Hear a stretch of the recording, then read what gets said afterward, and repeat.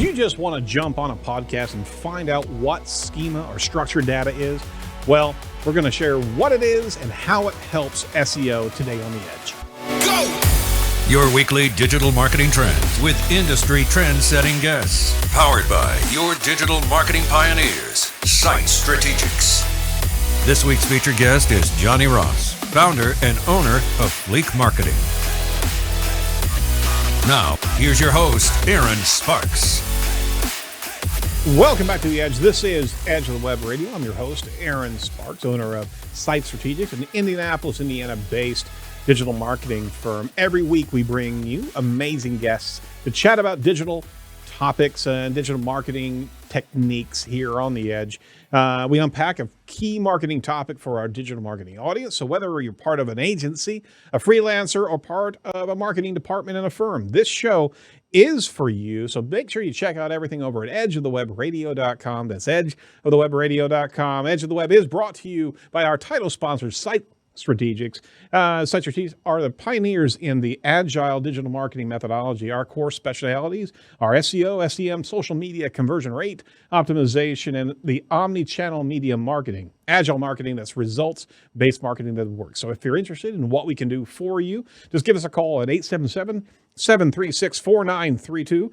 I want to let you know who's going to be coming up on the show. We're going to be having a panelist discussion. Ori Zilberstein, Bree Anderson, and Morty Overstein. Yep, yet again, he's back with us. We're going to be talking a good deal about a special topic, so stay tuned on that. Be sure to check out our recent episodes we've had with Andrew Optimize, Pedro Diaz, as well as Carolyn Light. And if you're interested in being part of the show, just drop us a line at info@edgeofthewebradio.com. That's info@edgeofthewebradio.com. Make sure you set your reminders on YouTube whenever and get notified whenever we post our videos. Also, make sure you check out our weekly news podcast covering the most recent digital marketing news and Google updates of the week. We're dropping it every Tuesday to help you navigate your digital marketing week. And we have our continued co-host, the indomitable Morty Oberstein. So make sure you dial in and watch for that coming in on every Tuesday. All right, that's it for our housekeeping. Let's meet this week's industry expert. Let's introduce you to Jonny Ross. He's a founder and digital marketing specialist at Fleek Marketing, an award-winning digital marketing firm. Fleek works with a wide range of B2B and B2C businesses, both public and the third sector organizations. Jonny is also an established SEO and social media speaker and trainer, and was listed under Business Insider's 42 Under 42 Business Leader Rising Stars.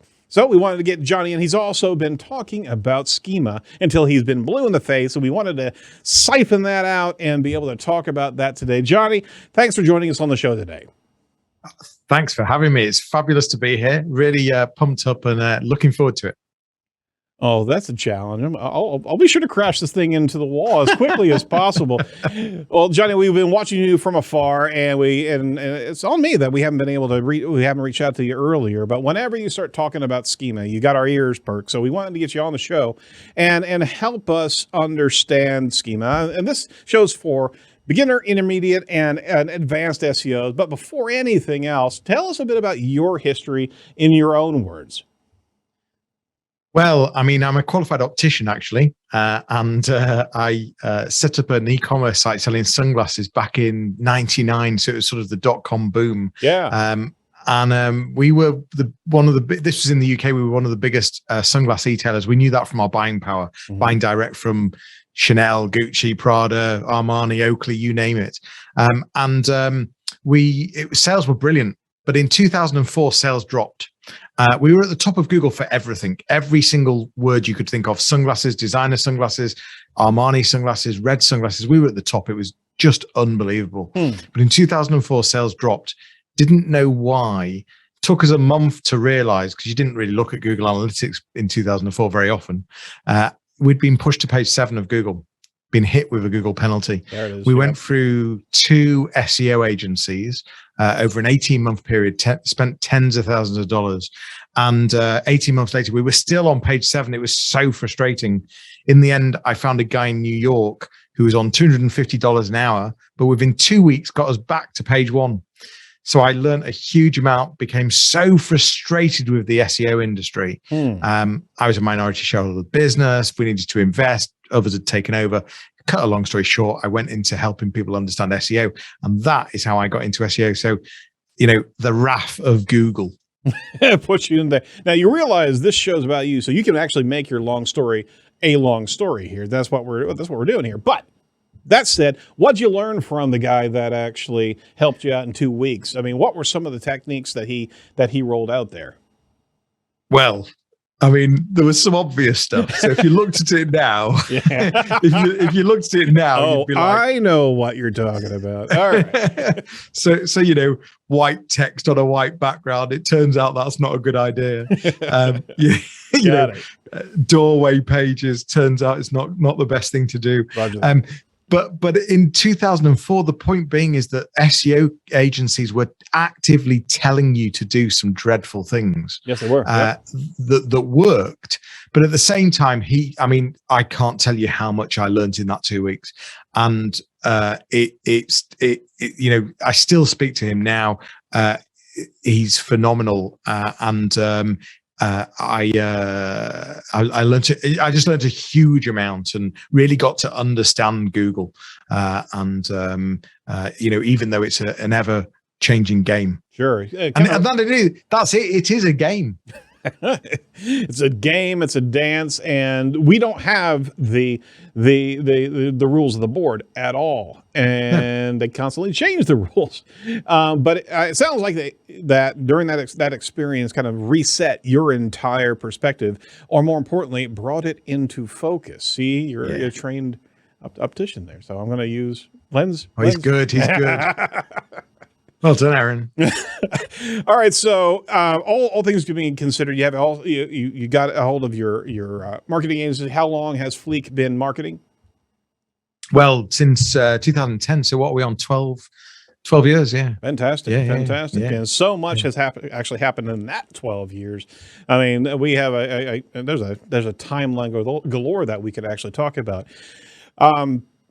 So lessons learned there about silver bullet techniques or shortcut techniques. And we've all had them in the past, and anybody who's been doing SEO for a long period of time. So no harm, no foul there. But the fact of the matter is, learning and listening to Google is one of the key elements of good SEO practice, and not being highly reactive either whenever something is tried out or mentioned. You have to have a balanced diet of what you should actually be doing, as opposed to just trying, just freaking out and reacting to everything that comes across the bow, because sometimes they retract things on a number of bases, right?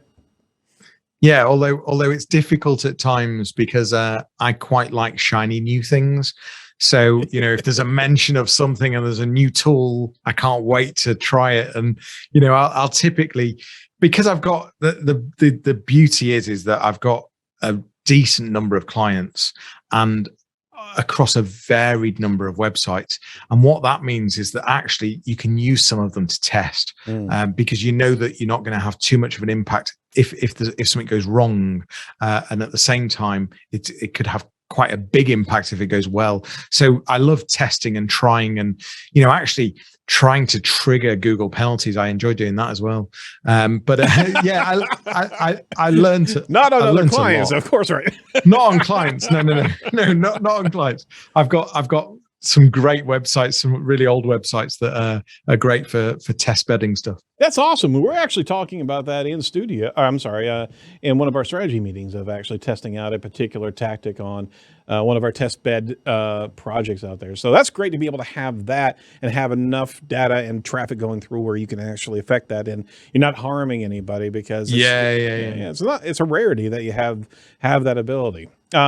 So that said, listening to Google and not fully complying, but making sure that you're aware of what they're actually sending signals on. They've been sending signals on code and organized data for a long time. We're talking about Schema, and we wanted to actually unpack and really kind of roll out the key concepts of Schema. And Johnny, you've had a number of conversations here as of late, and we wanted to plug you in and kind of help our audience who may have just joined us. So understand what Schema is. So first and foremost, what is Schema to the listening audience that may actually be not even in SEO, but we need to give them kind of a playbook of what we're talking about here. Yeah, well, I mean, the thing is, it can be called so many different things, Yep. featured snippets, RDFs, micro formats, micro data, all sorts of different things. But ultimately, the way I describe it is that it's a language that all of the search engines, although there's, only really Google, but there happens to be someone called Bing as well, and some others, but all of the search engines have signed up to agreeing to use this language. Right. And all this is a bit of code that wraps around the content on your website that helps you tell the search engine exactly what that content is. So it's your ability to be able to enter data. If you imagine Google's database, a bit like a spreadsheet, it's your ability to be able to put data into different columns of Google's spreadsheet. And why wouldn't you do that if you had the ability to do that?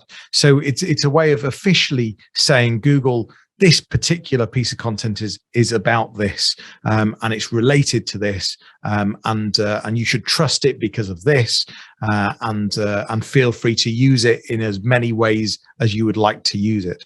And that comes the featured snippets and the things that you see on Google's homepage when you're Googling something and you're not directly on someone's website yet. You're still on Google's homepage, but there's lots of answers to the questions that you've asked, and that data is coming typically from something like Schema. Yep. And to embellish a little bit further, Schema is a semantic vocabulary of code that has been agreed upon in a collaborative effort of Google, Bing, Yahoo, and Yandex. So all of the search engines have agreed to use this. It's a confidence builder for Google, right? Where we've seen a lot of scenarios in the past of meta content and the different things that we have affected on page. This is kind of adhering to the structure of how it understands different types of pages before it even reads the content. It's understanding, okay, this is a technical article. Okay, tell me more. Oh, there's your headline. There's your title. There's your different pieces of information. This is like a preamble, so to speak, of how Google can understand what it is, not what you're talking about, but the type of content that's on that page, right? Yeah, I mean, and the great examples of that are things like job schema if you're posting jobs on a vacancies website. Yep. Or recipe schema if you've got a recipe website, or schema for frequently asked questions. So and there's even dentistry schema if you're a dentist. Yeah. There's schema for you. But I reckon, I haven't got the stats, but I reckon, looking at the sites I've looked at, I would say 85% of dentists are not using dentistry schema. So it's if you've got an official way to say to Google, look, we're officially a dentist, why wouldn't you use it? And it's free. You don't have to pay anything. All you got to do is deploy it. And we'll get to tools in another segment of how you can actually not only demonstrate successful deployment, but also be able to utilize certain different tools. But so that's the groundwork. It's a code wrapper, and there's about 400 plus different types of schema on the first blush there from schema.org. And you can certainly test your own website to be able to see whether or not schema is there or not for the listeners that are wondering, scratching their head, okay, do we even have that on there? Easy enough. Just type in schema validation or schema testing in Google. You'll be able to find the top resources to be able to validate that you've got something. If it's a blank slate, then that shows you've got some work to do, and it's not terribly complicated. You just have to get into the mindset and understanding of what you're about to deploy on that. So what are the benefits of Schema? Help me kind of walk that through for our audience here. Yeah, well, I think, like one of the things that I said, it's what a huge benefit to be able to put data into the right columns in Google's database. I mean, that's, I think that's pretty strong. You imagine the amount of data that Google's absorbing not every single day. And if you've got that ability to pigeonhole, look, our website is this, this piece of content, this area of the site is this. So I think, a huge, I've forgotten the word you use now. What you were saying in terms of the benefits, that was it. So a huge benefit of I think the biggest benefit is being able to put content in the right place in Google's database. But on top of that, so much more likely for your content to be used and your website to rank higher. So whether that be content being pulled out of your website and then being used on Google's own homepage, or whether your website ranks better purely because of more trust and more signals that really demonstrate that this is giving a good answer to this particular question or this particular search query. And so I think the benefits are for me, it's one of the now absolute basics that has to be built into every single website if you want to rank well in Google. Amen. So I think the benefit is ranking. Absolutely. And you're going to give me a segue right there, but I do want to make sure that we look at the benefits of plugging into the spreadsheet. And it's a great analogy there, because if you like your analogies, don't you? Oh, I really do. Yeah, it's a problem. You've probably got better ones than me, though. I am a member of Analogies Anonymous. Is that analogists? Yeah, it's going to be analogy. Anyway, the point being is it does help search engine understand your data better. I mean, why not plug into the spreadsheet? But it also helps improve the brand presence whenever we're talking about knowledge graphs. We'll get there in a moment. It also plugs in to attention-grabbing, rich results to be able to increase your click-through rate. I mean, we see so much on the SERP now of rich snippets, feature snippets, knowledge panels, obviously. There's so many different elements that are fueled by, not exclusively by the deployment, it's a conduit for us to be able to push our content through a good deal more seamlessly, because this type of content, we're talking to you in Schema, and your listicle or your information could be a good deal more well received with that schema backing it up or organizing that structure, right? Yeah, absolutely. And talking about the knowledge panel, for example, the ability so as you say, you can't guarantee that you're going to be able to dictate exactly what gets into that knowledge panel. However, there's a much higher chance that you can shape the content that's in there. And just the ability to using same as to be able to say that, look, this is officially our Instagram account. This is officially our LinkedIn company page. Those things, again, are really important because there's so much spam and crap across all of these social platforms that sometimes Google can get confused with actually which your account is. And if you've got an official way to say, look, this is our account, then there's a good chance that on your knowledge panel, you're going to get your social links there as well. So from a branding point of view, completely agree. Yep.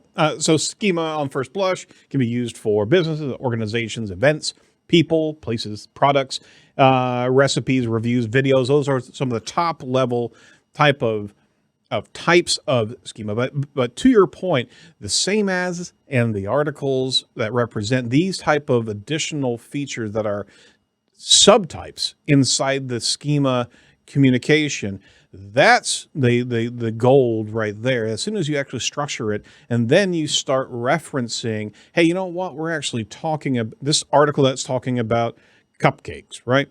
Having a reference same as going to a Wikidata article about cupcakes is connecting the dots for Google. And this is what's really important here. It's not just self-serving. You're also you're finding the corroboration that's out there that are trusted sources, and you're communicating to Google with this coding that this is what this article is all about. This is the depth of relevancy.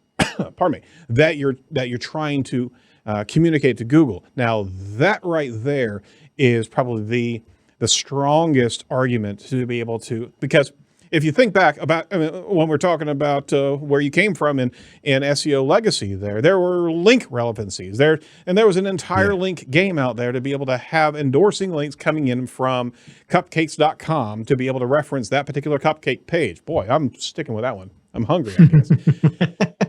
We're now in a space where those links are much more difficult to get. There's an entire space of inbound marketing that you have to have as a discipline, but why not be able to flip the switch and be able to connect to all the authoritative spaces of defining what a cupcake is and reference that on your cupcake page? Okay, I don't know how many times I can actually say cupcake in a sentence, but I think I hit the bell there. You get my point. Quite well. Is we are now in a validation and corroboration methodology for SEO. Would you concur there? Yeah. So the beauty of Wikipedia, whatever your view of Wikipedia is that Google does trust it. And the reality of that is that yes, anyone could enter data in there and anyone can edit something, but there's so many moderators that it's soon, within a few hours, updated correctly. So Google does trust Wikipedia, and in fact, just to push that point a bit further, you Google something, Wikipedia ranks very high all the time. Mm-hmm. So the ability for you to be able to say, look, this page, this particular thing, this particular item, whatever you're talking about, I was marking some stuff up today, and it was behavioral science, and there was a page deep about behavioral science, and all we did was linking it to that Wikipedia page about behavioral science that very clearly sends a strict signal to Google that says, look, Google, this is the topic that we're talking about, and this is what it's related to, and that does add a huge element of trust to Google, as long as you're ticking all the other boxes and being authentic and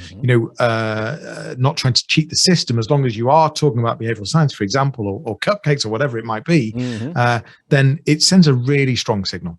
It does, and you kind of drop your jaw on that this signal has been available for years, and it's evolved obviously, and there's always new development in the schema types, which we always want to pay attention to, but that it's almost like you've got a circuit breaker that's thrown on so much of your content and your structural data, the content of your site. If you are not throwing that and actually creating lines of connection from the code to these relevant and trusted sources, we've had that at our disposal for close to a decade, right? Yeah.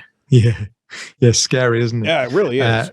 But yeah, and it's only in the last few years where it's been obvious that Google's really tapped into it, right. And that's why it's still so new to be talking about it in some way.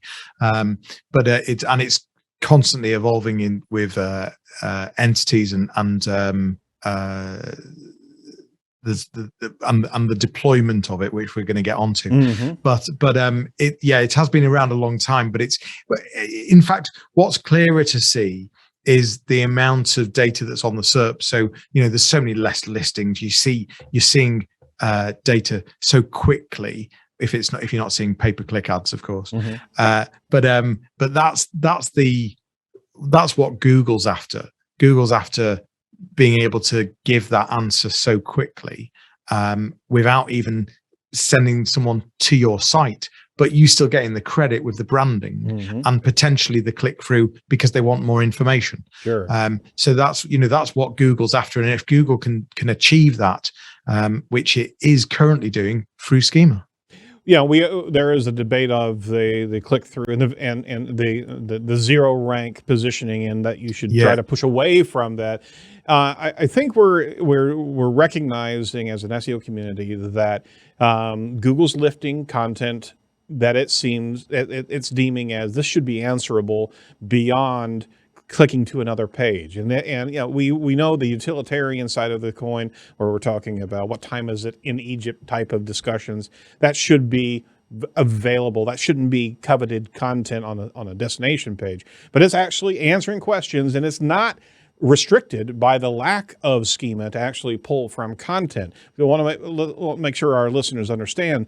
It's not, I mean, Google will find answers on your content and be able to provide that if it's see that it's valuable, and it will put it into enriched snippets. But at the same time, why not grease the wheels to be able to make as much visible structural content as possible for it to actually, because it's making a decision that this is valuable and it doesn't need to be answered by a click destination to a page, but it's anointing you, and it's actually demonstrating how valuable your site is, your structured content. It's a new brand space. That's what you're talking about, that we should actually be adjusting our SEO strategies to have the furthering of the conversation based on that topic that's lifted in position and featured snippets, as opposed to trying to pull that back and not have that answer made. Because guess what? The conversation is going to be had, and it's going to lift from some other resource, just not yours. And you're not going to get the brand factors available at the featured snippet. Boy, I went on a rant there, but are we right? Well, it's the fact is the opportunity is there, and you are increasing your chances of being used by implementing schema. Right. So it's that's all it is. It's just, the pennies add up to the pounds, or the cents add up to the dollars, should I say? And we're international. It's all right. We can convert to any. You can't take the Brit out of me. So you're just really increasing the chance. That's what you're doing. You're increasing the chance. That's right. All right. So now we're in the segue that I wanted to get into. Let's make it clear. Does schema affect ranking? Search engine ranking. Let's unpack that, because that's a debatable topic right there. Well, I'm just going to say yes, it does. There we go. There's no debate. All right, we're done. All right, so here's the debate. Is schema a ranking signal? There's a lot of players in the field that say no. Search Engine Journal says no. Page Optimizer says yes, because schema markup is indeed a ranking factor. We absolutely recommend the use of it. The point is, it's also in space. I mean, it's not about the content that you're writing on the page. It's actually aligning to tally that content into that giant spreadsheet that Google has here. Schema alone is not going to give you a ranking factor. It's going to give you the opportunity, like you're talking about. And on top of it, schema, this hidden gem, is the relationship of authority topics as well as referenceable topics between pages on the site. This is where we can start crafting and defining entities that we're talking about on the site. So this is this next level SEO of, it's not keyword ranking, and we should start really pushing away from how does your keyword rank here or there, because we're talking cluster approaches that we should really be looking at, because any particular SERP is a private SERP to that user, so you can't define where anything ranks just because of the click intentionality that a user has, right? So that's not the battle. The battle is, are we affecting en masse the understanding that we are experts in this content and all the sub phrases that we can actually bolster from our content, right? Yeah, well, the way I see it, I mean, this is what I was taught in 2004, apply common sense. And if you look at what Google's been pushing out for quite a while over the last couple of years, 3 years, is lots about implementing schema, because they love data. They want data. And the common sense side of things is that if you play by their rules and you play their game and they like you, then theoretically, I just think they're going to use you more.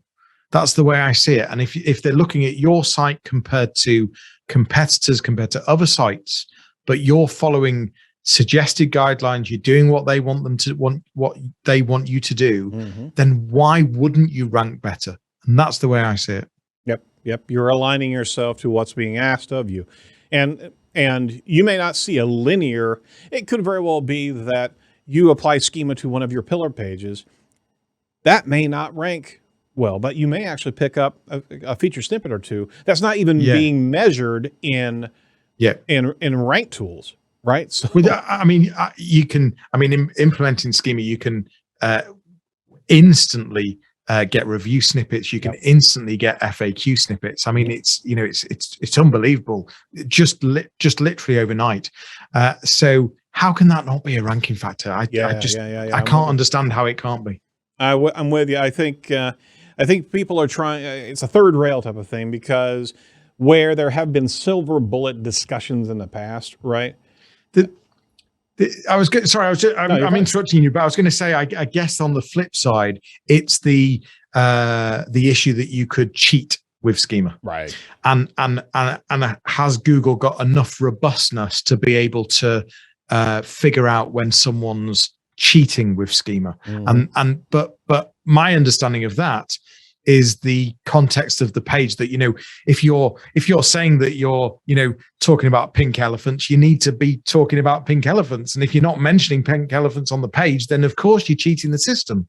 So I think that the common sense again side is that, well, actually, are you actually talking about that sort of stuff? Yeah, exactly. What is it? The Spider-Man reference: with great power comes great responsibility, right? Are you wielding Schema the way you're supposed to be, or are you trying to cheat the system to the point where, I mean, we have the same as type schema in place here. If you are affecting references that are incorrect, right? To be able to move in, like you said, to another space here.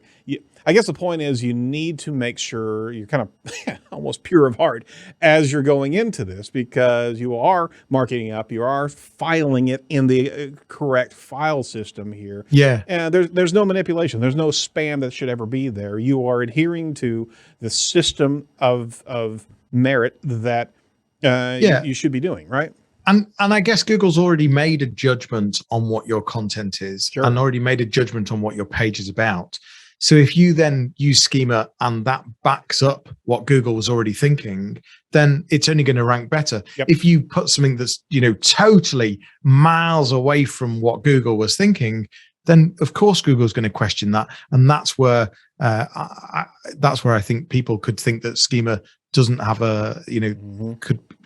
might not work. But I would disagree with them. Yeah, they're wearing rose-colored glasses if they don't have clarity on the situation. See, I had to do it. What's their what's search engine journal's reason? SEJ says, so let's make it clear. Schema is currently not a ranking factor in the case. This simply means Schema helps you communicate what the web page is about. It's not a ranking factor, but it's good practice all around, quote unquote. How do they know it's not a ranking factor? I don't know. We probably need to tag Roger Monti on that, because he's literally going through, is anything a ranking factor series of articles. I think he's on like 20 or 30 different points there. There's also a compound effect, right? And what is a ranking signal, right? Is a ranking signal, you push here and all of a sudden your rank goes up. Well, if you push here, that rank stays the same, like I said, but feature snippet pops off there. What did you do there? There absolutely was a ranking signal, but it wasn't in the rank grouping that you were paying attention to. You know? Yeah. So I think you're right. In fact, we have evidence at our shop of deploying, literally moving 42 points at a 60 position to a top 10 with just an about schema of an organization type on one page. Heck yeah, it's a factor. Yeah. So let's talk briefly before we jump out of here about measuring success of Schema. We're in there. We're talking about it as the ranking factor, but the success of Schema, how do we look at it? We're going to talk about how we deploy and the successful deployment, but if we're looking at Schema on a site, let's go behind the scenes and look at all the pages that we've got. We've deployed Schema successfully. We have some common elements that are across the board. We've got web search tagged. We've got web page or web type of page or page type tagged at a per page level. You can start trickling down from there in different sections. Think about it as almost like a topography map, right? That we can see of the entire site. There's your technical articles over there. There's your FAQs over there. There's your blog posts over there. think of it as almost like an ADA, American Disabilities Act principle, is that if you turned off your content, would you still be able to see what your site's about? How about that for an analogy? I like that. That's really clever. Yeah. A bit like image alt tags. Yeah, exactly. Turn off your turn off the images. Can you actually read your content? So, from a successful implementation, you've been able to see rank improvement. This is what I was getting to from a performance standpoint. And impressions was the word that had disappeared. Seeing. I've not had, touch wood, I've not had a site where I've implemented, I've got my knots confused now. I've implemented Schema, right. implemented Schema, and every time you see an impact on impressions and click-throughs in Search Console. There you go. There you go. And that is just with implementing Schema. So let's talk about measuring success of Schema deployment. How do we measure success of the deployment of Schema to the website? And you talked about this with David Bain over on the Majestic podcast. So lay it on us. What is successful Schema deployment? Well, I guess in terms of the metrics that you get from seeing the success, or you mean the fact that you've implemented it? Sorry, what question are you asking First, me? the fact that you've implemented it. How do you get Barbara polls that everything has been deployed correctly? Okay, so I guess that's around using Validator to check the implementation. So it's about running your website, different pages through one of the Schema validators. Schema's got its own, Google's got one, and it's around looking at the data that is coming out. Now, that's just the first step in terms of just checking that everything looks right. You're not duplicating anything. You've not got any errors. It's all validating. It's then about looking at it inside Search Console. And there is a section inside Search Console, which is called enhancements. And in that section, the more Schema that you apply, typically the more enhancements you're going to start seeing. So everything from reviews to FAQs, it's all that rich featured snippet sort of data, and that in turn then allows you to be able to look at whether there's any errors, whether there's anything that needs validating, and so that would be how to check the implementation through the validator tool, then through Search Console, just to check. And it might be that it might need a bit of time to crawl the site to update some of this, but certainly once it's crawled, you'd start to see some data in there. Certainly. Screaming Frog also has a really good validation process where you can see. The tough thing is validating one page against the entire site and being able to have a full picture of, yep, it got deployed correctly. There's different pockets of types of Schema. What are your thoughts about utilizing that tool? Yeah, I wonder if I need to start paying for Screaming Frog again. I use have you heard of Sitebulb? Yep, absolutely. So I love Sitebulb, and I sort of found that Sitebulb did everything I needed more than Screaming, and put Screaming Frog in a bit of a redundant position for me. Sure. But interestingly, the more people I talk to, the more people I still see using Screaming Frog as an additional tool to something like Sitebulb. So it's interesting that you talk about that. And I must admit, I have no experience of checking Schema with Screaming Frog because I moved away from it quite a while ago. Sure. It's got a structured data tab, and yeah, you're right. Sitebulb is a fantastic tool. Screaming Frog is evolving at the. They're updating their software so much on a regular basis. Both Bulb and Frog is crazy, and they've got some great scheduling processes and cloud-based solutions to be able to run these reports. But I'm a fan of Screaming Frog to the degree where it can actually line up almost in a series of columns, all the different all the structured data, and it actually gives a really comprehensive view from top to bottom, every page, what's firing on what, as well as all of the additional patterns of schema. So you have the basics going all the way through column A, B, C, D, and then you have those more unique pieces that you've deployed strategically across the entire site. And in one fell swoop, you can actually see the entire site, how it's organized, and gives you feedback on, okay, is this actually valid, or do you have errors at different points as well in one giant dashboard? And this is not a paid sponsorship of Screaming Frog either. We're just a big fan, yeah. And in fact, you call it one giant dashboard. Mm-hmm. I see it as one giant Excel sheet. That's one of the reasons I love Screaming Frog, is because it is just like using Excel. It really is really easy to use. As I said, you've maybe just relighted a fire there in terms of maybe I just need to have it as another weapon in my arsenal. It's well worth it, and both Bulb and Frog are relatively inexpensive, all things being equal to other platforms that are out there. Yeah. So highly recommend both of them. But that said, that can give you a success level of, yes, it was deployed correctly. Not the factors of are you, I mean, there is a level of markup optimization that just needs to have a focus, because it's just not enough to get your types organized. We're talking about things. We're talking about entities, offsite and on-site references to concepts that you're writing about. This is this next level of communication that you're having. It used to be meta description. Hell, it used to be meta keywords way back when. This is what we're talking.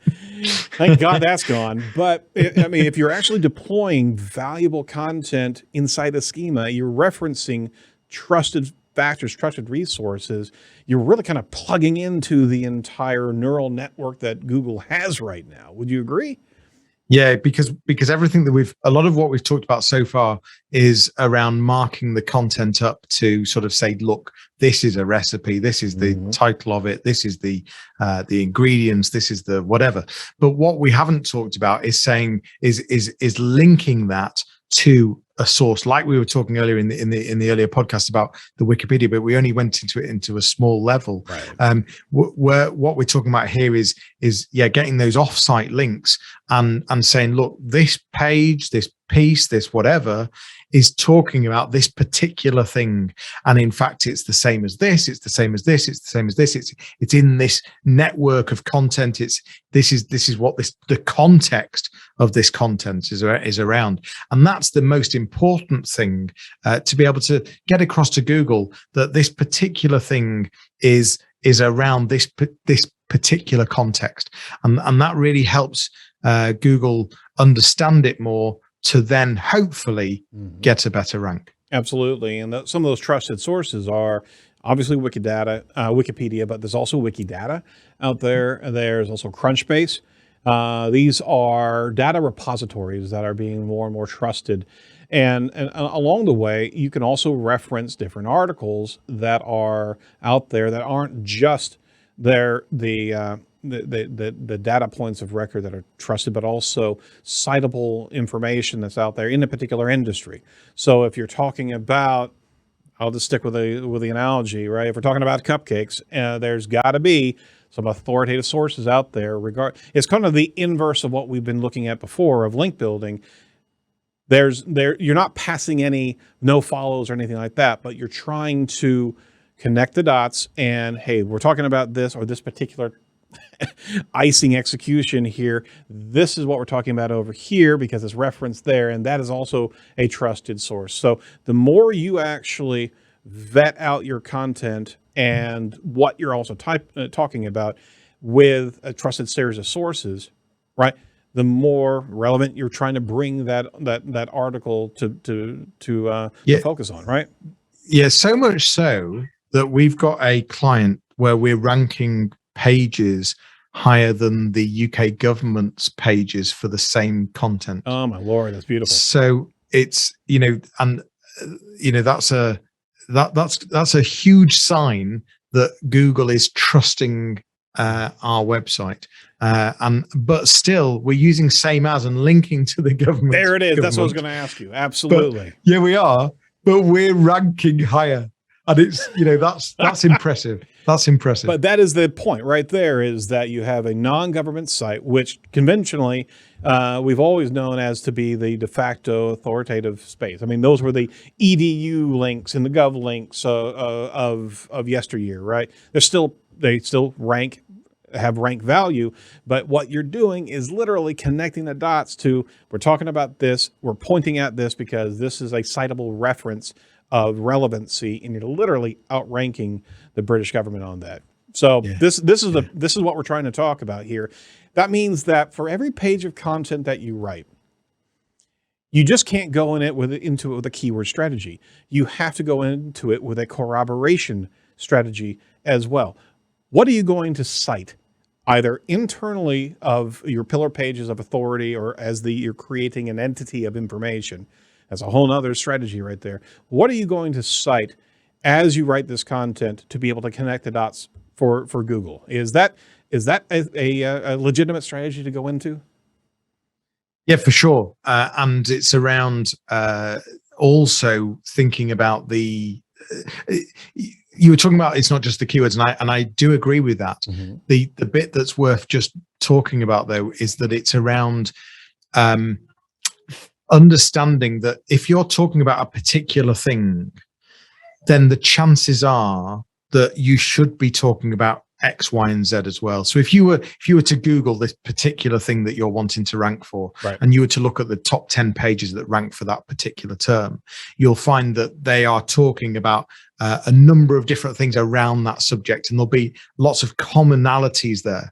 And it's about making sure that you're also using those commonalities on that piece of content as well. So as well as the strategy of positioning yourself and saying, look, we're the same as this, we're the same as this, we're the same as this, and that's all related. Mm-hmm. It's also to really make it powerful around making sure that the language that you're using is using the different phrases and context around that piece of content to make sure that it's really obvious to Google that, you must be authoritative about this because you are mentioning X, Y, and Z, yep, that all these other top pages also happen to mention. And if you weren't mentioning them, it would be, well, why are they, but you're not? Yeah, exactly. And so that the strategy for me is both of those things together. So in walks in links. So we're just going to give a big shout out to one of our favorite platforms. Dixon Jones has a great platform, and in all transparency, they're a sponsor of the Edge News.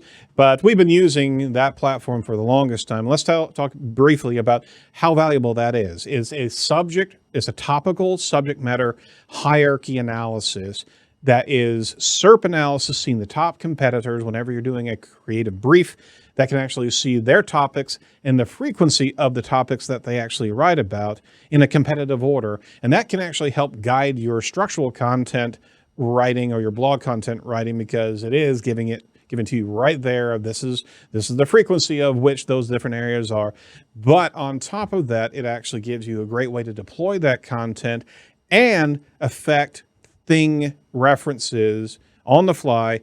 And as you create and cite your references, it's not citing, it's citing the corroboration, basically. You're plugging in to what's known out there. You can deploy that via inlinks as well, let alone it can also reference your pillar pages or your target pages with on load time. It loads in the DOM, links going to those different pages, and you can highlight the exact text that you're wanting. Boy, I'm a fanboy of inlinks. Can you tell? Yeah. But you are as well. So let's just kind of get around the campfire here. When it comes down to entities, subject matter, and competitive analysis, what a great tool inlinks is. Yeah. Yeah. No. And you talked about transparency, and they're a sponsor of the news, but actually I didn't know that. And we were talking just in the green room earlier, and I was mentioning inlinks, and I just absolutely love that tool, and I didn't even know that they sponsored. So there we go. No, that's all right. No, well, I mean, and we're also a customer of theirs as well, and we gotta join forces here at the beginning of the year, because how much we've been having a relationship and contributed actually a little bit to some of the evolution of inlinks, because we are so smitten by what they're doing and helping craft the the entity relationships that should be part of any SEO strategy now. Yeah. I mean, for me, they've just made the whole thing easy to implement. That's the key thing. So if you talk about how to implement Schema, there's a few different ways. You can either, in my mind, you can either start hard coding and editing code to websites and wrapping Schema around content. You can get plugins, which some work, some don't. Some offer you some level of Schema, not all different types of Schema. This third way is, as you were saying, it's a bit of JavaScript, loads instantly, and it sort of puts the schema on top of the page. So you don't have to edit anything in WordPress, for example. You don't have to, there's no plugins, there's no, you don't have to hard code. It suddenly just makes the whole thing really, really easy to implement. And for that reason, it's a fantastic tool. And on top of that, the internal links, I really buy into that because from a linking structure, one of the biggest issues most websites have is that they've not really thought of the architecture, the structure of the site, what links to what, and the inlinks tool just allows you to, as you say, choose a page. This page is now a pillar page. It's relevant for this particular term, and all of a sudden, inlinks will find all mentions or related phrases to that particular term, and starts producing internal links, which fantastic, saves a ton of time. It's amazing. It's a really good tool. Really good tool. The analogy I use is kind of like pointing the guns on the battleship all at once, pointing over to the target page, and you can change that immediately. And we're starting to see the evolution of this type of software that it can overlay on any CMS. We just talked to Matul Gandhi over at SEO Clarity. They've just rolled out a new product that actually provides enterprise level type of optimization and customization that does not that you do not have to enter into the CMS at all. It's another overlay of build and optimization that gives full control of schema, full control of content editing, full control. I mean, we're in this space where the SEOs are now engineering CMSs because the CMSs, albeit they're doing a great job in improving their core web vitals and what have you, these SEO engineered platforms are now riding right along in their fast deployment, and you're getting all the benefits without having to do the hard coding that we all have had to do over time.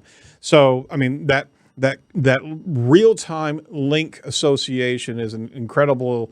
I mean, just think about that. We want to be able to focus on this new page, not the old page where there was possibly link structure, and have hundreds of links change immediately. This is where we're at scale now for this type of deployment, and it's just amazing to see. Yeah, and especially if you've got a large site, the number of internal links you can create a touch of a button is just it's silly, it's crazy, and it can make a huge difference. So yeah, I really like it. Oh, we love inlinks. We're just going to sing Kumbaya now. No, there's more tools. So there are Dixon, we're expecting a bit more discount. Okay. I'm saying that was a freebie. You start paying us to use it.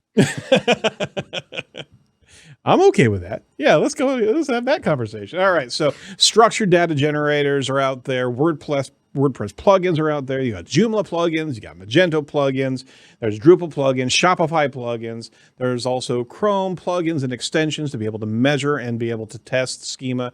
There's a couple of them that are really, really good out there. The schema markup validators. But for some of the WordPress plugins, outside of what we were just talking about from inlinks, there are some WordPress plugins that are pretty valuable. I'm just going to go through a couple of them real quick, and you can chime in on some that you may know. Schema Pro is one that's highly rated. WP Review Pro is out there. Schema App, structured data. I've never used that before. WPSS Core is another structured data deployment. Now, we've used this before, 5-star business profile and schema for multiple locations. That's one of the few that are out of the box that you can actually define.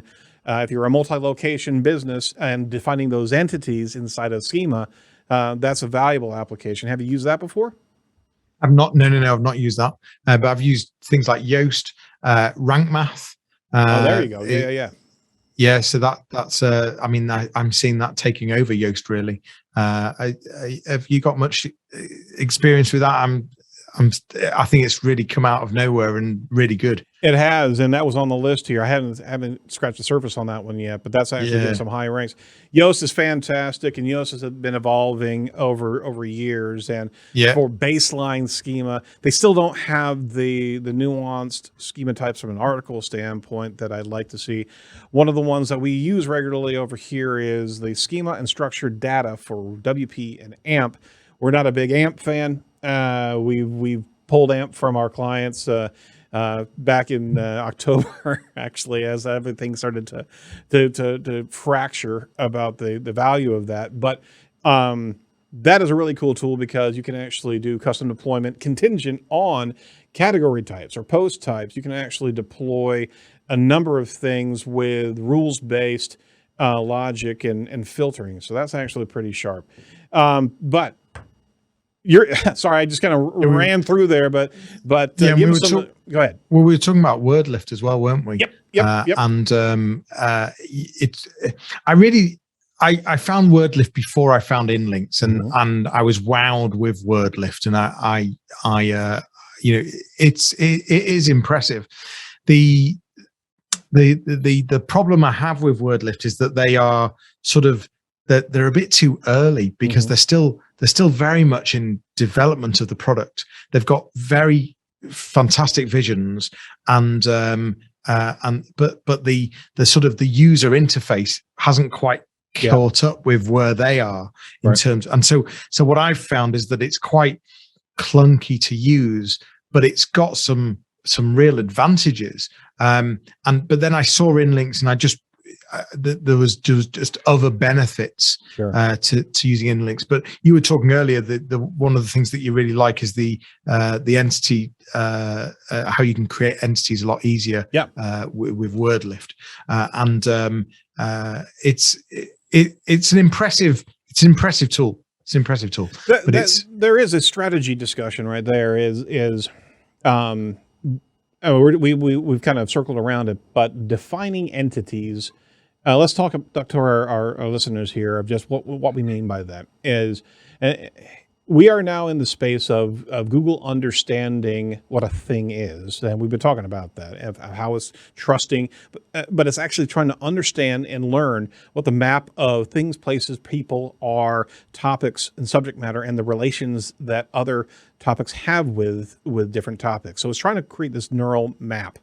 And the more you can represent on your site, hey, we've got 15 articles that are talking about cupcakes, but we also have a pillar page that is the kind of the master discussion point of this thing, right? And you can actually attribute same as information. You can also have same as information on these other corresponding blog posts, but part of this entity strategy is actually linking over, like we were talking about with InLinks, linking over to that pillar page or this entity page that is fully corroborating to trusted data points and saying, all right, this is kind of the nucleus of everything that we're talking about. And yes, we're referencing all these different blog posts, but you start creating this cluster of information. WordLift is built with that particular strategy in mind. InLinks is built with linking over to an already pre-existing pillar, as well as deploying same as at that particular target page. But WordLift is creating this vocabulary, this almost glossary of things that is kind of a lineup of all the concepts that you're writing about. They also have a really cool connection to tags. You can actually create entities from all the existing blog tags that you have inside of your WordPress deployment. So that's actually kind of a shortcut to be able to unpack so many entities with that corroboration schema type. So I guess the question is, as opposed to me just monologuing here, because I thought this was your show, sorry, is the strategy of referencing outside entities as opposed to creating trusted entity information on your own site. We can do both at the same time, can we not? Yeah, I think I think there's merits for both, and I think ultimately they are achieving the same thing. And I think at this stage it's probably too early to tell if there is a strategy that's going to win. And my instinct is that they both do a very good job. And I've not seen a difference in. There's nothing I've seen in terms of data that's shown one strategy is better than the other. Got it. At this stage. Now, as things evolve and change, which they of course will, I expect that WordLift will evolve, and I expect that inlinks will evolve anyway. So I don't think there's an issue at this stage putting your eggs in one of those baskets. Yeah. It's almost are you mapping the constellation of stars with your pages, or are you actually mapping it locally that will still reference the constellation, but you actually have a local map of constellations that you're showing Google? How's that for a metaphor? Yeah, that's good. That's good. I like it. I mean, one of the interesting things is that one of the exercises that, and this might be a British thing as well, is that whilst Inlinks favors Wikipedia, and so what we're doing is, we'll have a piece of content, we're then matching it to something on Wikipedia. What's really interesting is that the majority of Wikipedia articles are so Americanized that it makes us question whether we should be writing for Wikipedia as well. Yeah, I'm really updating some of the content on Wikipedia and changing some of the key phrases on there, because some of them, so that's been an interesting quandary for us, whether we should actually start investing in more content on Wikipedia. No, that's a really good point. And I mean, Morty Oberstein regularly says that the amount of content that we have from an American version is so the percentage of content is just so enormous compared to other countries. There's got to be this kind of thing, lexicon out there to be able to translate between nomenclature, between regionality, because again, Google's learning this, but a cracker is not a cracker whenever we apply to England as opposed to American, right? Yeah. So chips, that would be a good one. Absolutely, absolutely. I got another one, but I'm not going to say it on the show. To say that cigarettes are over in England, are over in America now. So the point is that there needs to be a sewing of connection there, and maybe that's also part of the strategy that can be deployed at a per page level or a site level, is to be able to help connect the dots, right? Yeah, and that's probably a good example of where WordLift fits the space as well. Yeah. To clarify some of that stuff. That's a really good point.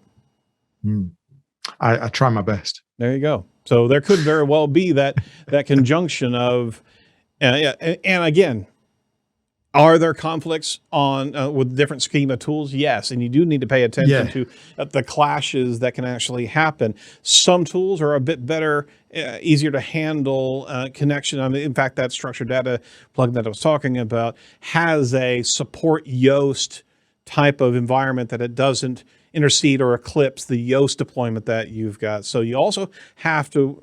Don't want to put too many pieces into play that are trying to move schema, because you can very well get pretty noisy to Google. So you also have to have some clean lines whenever it applies to that. Yeah. Yeah, absolutely. Well, let's wrap up. We were talking all the schema here. It's an incredibly valuable piece, and it should very well be recognized as one of the base things to roll out on a website as you have your corresponding content. You got to be able to tell Google what it's about before it reads it. But final words on schema that as you've seen it evolve. What can you give as guiding factors to individuals that have just not deployed it before? What are those first steps? Yeah, well, I mean, as I said, the difference that seeing in Search Console, the impression increase and the click-through rate increase, I highly recommend it. First step is just identifying, are you a local business? Are you an organization? And understanding, perhaps, if, for example, if you're a dentist, you've got to be using dentist schema. So just finding out what the different local businesses are, or understanding the different organizations, and using that particular, the stuff for real estates, the stuff for doctors, the stuff for, there's so many, I can't remember them all. But so that would be the first thing. And then it's just, really just thinking about the content on your website, and thinking, what have we got that we can mark up, and what are the different pages, and what are the pillar pages? And we've not even talked about e-commerce. We've not even talked about product schema. Wow. Yeah. We've not even mentioned product schema. That's a whole show in itself, right? Yeah, it is. But of course, a lot of that is already, for example, WooCommerce, Shopify, it's already built in a lot of cases, but it can be enhanced. It can really be enhanced. I think the key point is mark up your content. Period. There it is right there. Jonny, it's been a pleasure speaking to you. We'd love to have you back on the show again, possibly just talking about product schema markup, because there's a lot there, and we kind of shortchange our audience on that. So maybe we get a double down effect and bring you back around here soon. How about that? Absolutely. I've really enjoyed this, and thank you so much for inviting me on. You're more than welcome. Well, last question here, Jonny. What excites you about your industry right now? Oh, throw me in the deep end. What excites me about my industry right now? I guess it's this. I guess I love being on my toes with Google all the time. I mean, that's what's always excited me. It's that Google game. I love just making a little tweak on a website and seeing the change that I can make in the SERP. That's something that I still to this day love doing. So I'm always looking for just little opportunities, little optimizations that can make such a huge difference. And so yeah, that's the exciting. It's a forever changing world. I love all the new stuff. I love shiny new stuff. So all the tools that are out there, that's the exciting stuff.